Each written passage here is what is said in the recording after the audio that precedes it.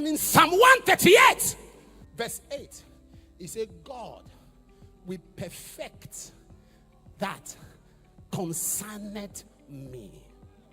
So to assess your kingship, the first thing you need is what?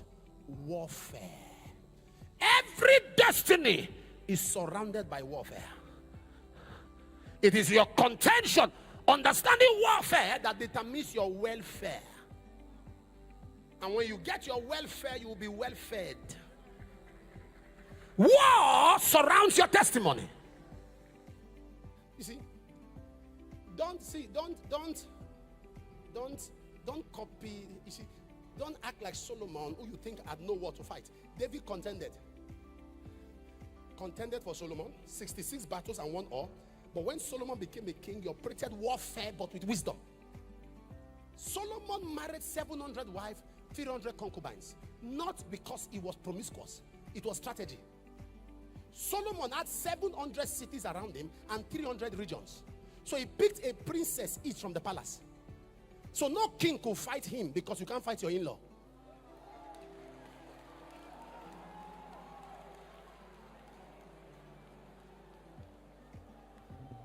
You are putting your hands on your head. You didn't know that. All of them are in-laws, so no king could fight him. You set up a war. Your daughter is in the palace. 1,000. He didn't know all of them. Solomon was not calling the wives by name. He was calling them by codes. Florence 202. So sometimes God does not consult with your present to determine your future. God does not consult with your present to determine your future. Warfare! Because there are many things and people around you. You know, God, there are 2 people God told us to love. He said, love your neighbor. In that moment, they say, love your enemies. Only those 2 people. Love your neighbor, love your enemies. Because your enemies are amongst your neighbor.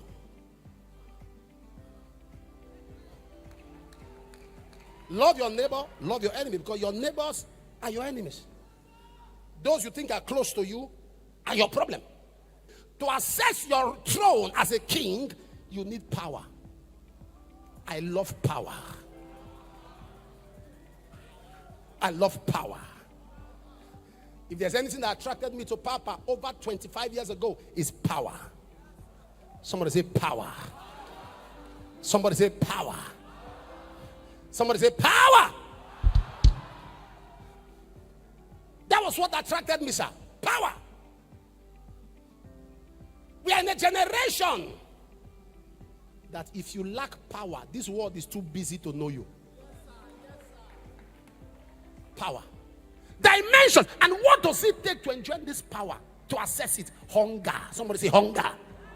Say hunger. Hunger. Moses said, show me thy glory. And God said, there is a side by me. There is a side by me. No man seeth me and live. But yet Moses said, I want to see you. In other words, if it takes my life, let me see you. And God said, you won't see me. I will show you my hinder part. I will show you my back.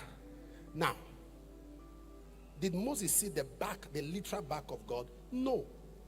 Because if God says no man sees me and live, his back is a part of him. Your back is a part of you. So what does God mean by telling Moses, I will show you my hinder part? He was telling Moses, I will show you where I'm coming from. Who wrote Genesis? Was he there? Was he there? God said, I will show you where I'm coming from. In the beginning, God created. Was Moses there? In fact, Moses wrote where God was coming from and wrote where Moses was going to. It was Moses that wrote and Moses died.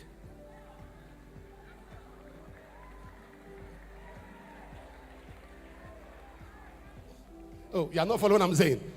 Papa, it was Moses that wrote Deuteronomy. He wrote and Moses died. When he wrote Moses died, he was still alive. Hunger. Moses walked. Moses saw a side of God. Moses became a god.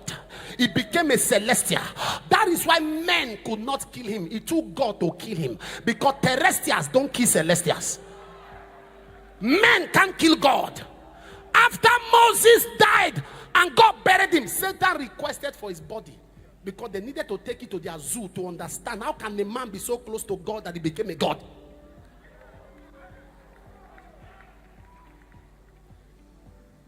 Papa, I tell you today, I've never said this to you. One thing I saw in you was prayer.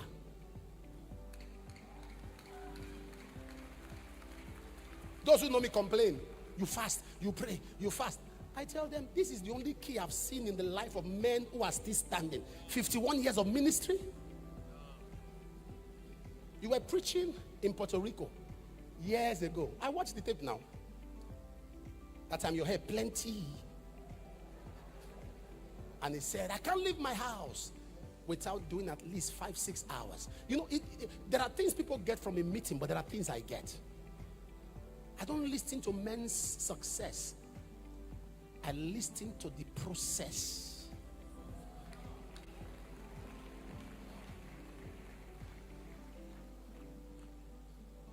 No, I'm honest with you.